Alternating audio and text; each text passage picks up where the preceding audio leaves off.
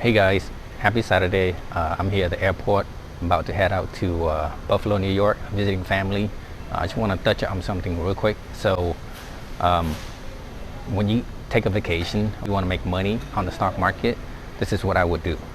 I would monitor the market a couple days before I go on my vacation. And then I would place a sell put on the stock that I want to own.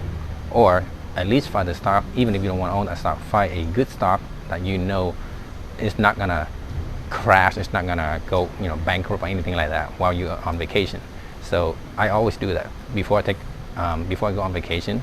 I always look for a good stock, place a sell put with 1 month expiration, so when I come back from vacation I can close it out, or I can even close it while I'm on vacation if I make enough profit from that selling put option. Selling put option is a great strategy. You can do it while you're away from the computer. You don't need to worry about the market fluctuate.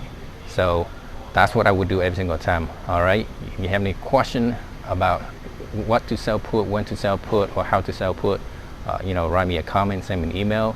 I'll be happy to help you out. All right. As always, don't forget to subscribe to my channel so that you get the notification every time I upload a new video. All right, have a good Saturday and take care. I'll see you next time.